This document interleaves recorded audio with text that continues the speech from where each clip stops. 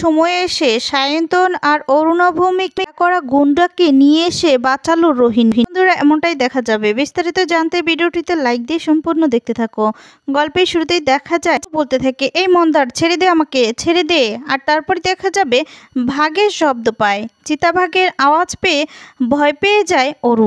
অরু তো চিৎকার করতে থাকে আর বলে, মন্দার আমাকে ছেড়ে দে, ছেড়ে দে। আর তখন মন্দার বলে, তোকে ছাড়বো না, তুই সব সত্যিটা স্বীকার করবি, তারপরই তোকে ছেড়ে দেব। তবে দেখ দেখ এবার তোর কি হয়। এই যে ক্যামেরাটা ফিট করে দিলাম, তুই যদি বলিস তাহলে তোকে বাঁচিয়ে নিব, বাঁচিয়ে তাড়িয়ে দেওয়া হবে, তুই বেঁচে যাবি। আর তারপর বলতে থাকে, এরপর যদি না বলিস তাহলে মরবি আজকে, আজকে তুই মরবি, শেষ দিন তোর। দেখা যাবে ওর মনে মনে বলতে থাকে, আমার যাই হয়ে যাক আমি বলবো না, কিচ্ছু বলবো না। এই বলে যখন না বলে ঠিক তখনই চিতাবাঘটা অরুর কাছে আসতে থাকে। এরপর তো অরু খুব বেশি ভয় পেয়ে যায়। এদিকে শ্যামলী, মন্দার ওরাও তাকিয়ে থাকে। এরপর দেখা যাবে শ্যামলী বলতে থাকে, তোর হাতে এখনো সময় আছে, তুই যদি সত্যটা বলিস, সব কিছু স্বীকার করে নিস, তাহলে ওকে তাড়িয়ে দিব।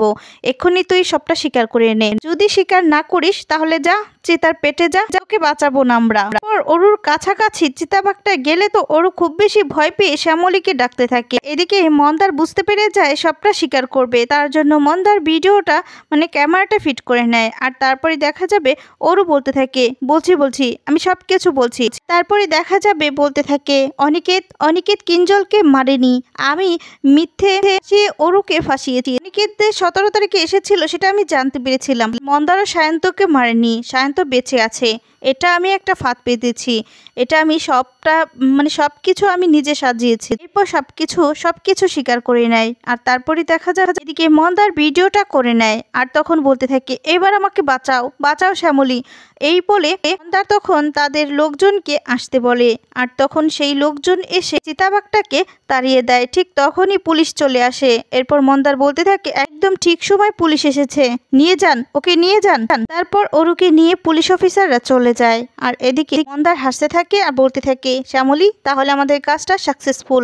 এবার অনিকেত স্যারকে ছাড়িয়ে নিয়ে আসবো, আর কেউ কিচ্ছু করতে পারবে না, সবকিছু আমাদের হাতে। আর তারপর শ্যামলীও খুব খুশি হয়ে যায়। পরের দিন সকাল হতেই দেখা যাবে কোর্টের হিয়ারিং শুরু হয়ে যায়। আর সেই ভিডিওটা অন করে দেয়। সেই ভিডিওতে সবাই স্পষ্টভাবে দেখতে পায়, অরুর বলা সমস্ত কথাই শুনতে পায় সবাই। আর শুনে সবাই অবাক হয়ে যায়। অরু খুব বেশি ভয় পেয়ে থাকে। আর অন্যদিকে দেখা যাবে অপরাজিতা বলতে থাকে, আমার ছেলেটাকে এভাবে ফাঁসাচ্ছিল, ও এতটা খারাপ। আর তখন শ্যামলী বলতে থাকে, ম্যাডাম ধৈর্য ধরুন, সবটা ঠিক হবে। এবার তো প্রমাণ আমাদের হাতে এসে গেছে, স্যারকে আমরা ঠিক ছাড়িয়ে নিয়ে যাব, চিন্তা করবেন না ম্যাডাম। সূর্য বলতে থাকে, তোর কোনোদিনও ভালো হবে না অরু, যে জোড়াবাড়ির একজন, সেটা আমার ভাবতেই ঘেন্না লাগছে। ছি। টিয়াও তখন বলতে থাকে, ছি অরু দাদা, ছি। সূর্য বলতে থাকে, ভাগ্যের শ্যামলী ছিল, ও ছিল বলেই তো আমরা প্রমাণ করতে পেরেছি সবটা। আর তারপরেই দেখা যাবে অনিকেতের দিকে শ্যামলী তাকিয়ে থাকে।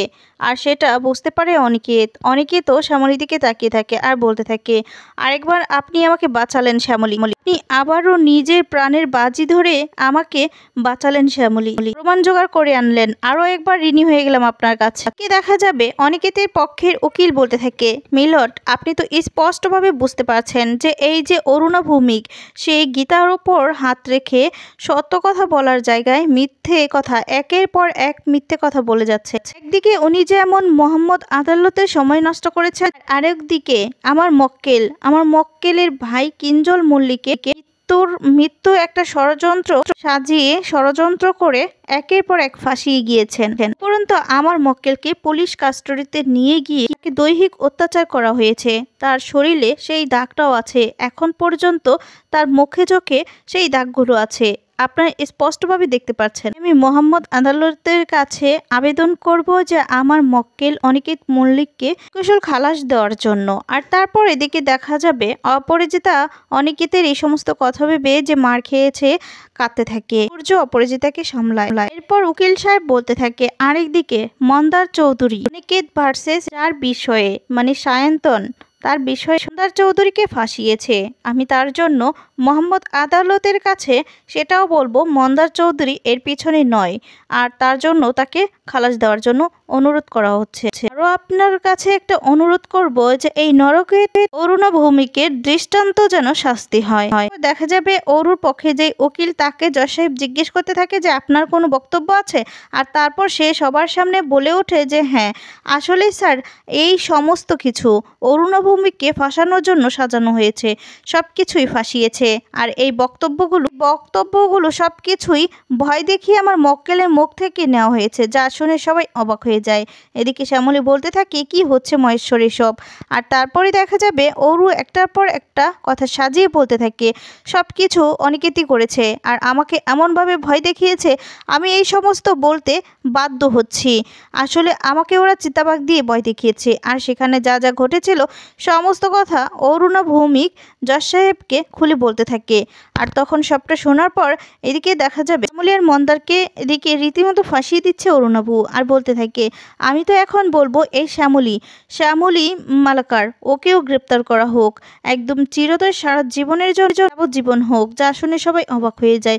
আর তারপর দেখা যাবে বলতে থাকে মন্দার আমাকে ভয় দেখিয়েছে, আর শ্যামলীও ভয় দেখিয়ে আমার মুখ থেকে সমস্ত কিছু স্বীকার করিয়েছে, আর তারপরই অবাক হয়ে যায়। এরপর অরুণা ভৌমিক বলতে থাকে ওরা যদি কোনো দোষ করে না থাকে তাহলে ওরা কেন পালিয়ে গেল সবার কাছ থেকে, মন্দার আর শ্যামলী কেন পালিয়ে গেল। আর তখন শ্যামলী বলতে থাকে আসলে মোহাম্মদ আদালতের কাছে বলছি আমরা পালিয়ে গেছি, এটা বাধ্য হয়েছি। আমি আর মন্দার যদি পালিয়ে না যেতাম তাহলে এই নরপশুর কিছুতেই সমস্তটা প্রমাণ করতে পারতাম না, এর জন্য আমরা পালিয়ে গিয়েছি আর নরপশুকে ধরেছি, এর মুখ থেকে সত্যটা বের করেছি, এছাড়া আমাদের কাছে আর কোনো উপায় ছিল না।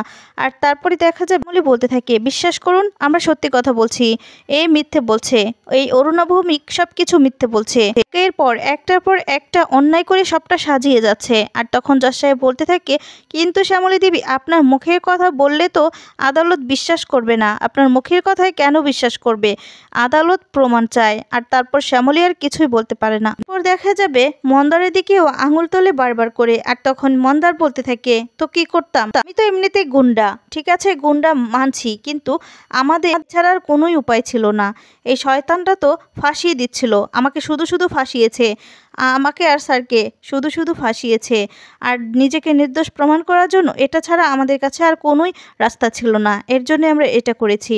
তারপরে দেখা যাবে অরুর পক্ষের উকিল একটার পর একটা মিথ্যে বানিয়ে বলেই যাচ্ছে, তারপরে বলে যাচ্ছে যে ওদের তিনজনের যেন সারা জীবনের জন্য যাবজ্জীবন হয়। আর যখনই দিতে যাবে শ্যামলী বারবার করে বললেও আর কিছু করতে পারে না। আর এদিকে দেখা যাবে অপরাজিতা খুব কাঁদতে থাকে, তারপর অনন্য খুব টেনশন করতে থাকে, শ্যামলী মনে মনে বলতে থাকে এভাবে সব প্রমাণ নিয়ে এসো হেরে যাব মহেশ্বর, এ কি করছো আমাদের সাথে, কিছুই বুঝতে পারছি না কেন এমনটা হচ্ছে, এবার কি তাহলে স্যারকে বাঁচাতে পারবো না, স্যারকে আর বাড়ি ফিরিয়ে নিয়ে যেতে পারবো না, এই সমস্ত বলে খুব টেনশনে থাকে। আর এদিকে যখন আদালতের রায় দিয়ে দিবে ঠিক তখনই দেখা যাবে রোহিণী এসে বলতে থাকে অরুণা ভৌমিক মিথ্যে বলছে, ইওর অনারটাই মিথ্যে বলছে। এরপর দেখা যাবে রোহিণী পুলিশ অফিসার আর অরুর ভাড়া করা গুন্ডা আর সায়ন্তনকে সাথে করে নিয়ে আসে, তাদেরকে দেখেই তো অরু ভয় পেয়ে যায়। তারপরে বলতে থাকে তাহলে কি এবার আমি ফেসে যাব, আর এদেরকে কোথায় পেলো, এরা কি করে ওদের সাথে আসলো সেটাই তো বুঝতে পারছি না,